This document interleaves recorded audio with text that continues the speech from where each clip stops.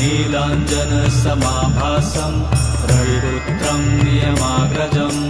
छायामार्तण्डसम्भुतं तं नमामि शनैश्चरम् नीलाञ्जनसमाभासं रविपुत्रं नियमाग्रजं छायामार्तण्डसम्भुतं तं नमामि शनैश्चरम् नीलाञ्जनसमाभासं रविपुत्रं नियमाग्रजं छायामार्तण्डसम्भुतं तं नमामि शनैश्चरम् नीलाञ्जनसमाभासं रविपुत्रं नियमाग्रजं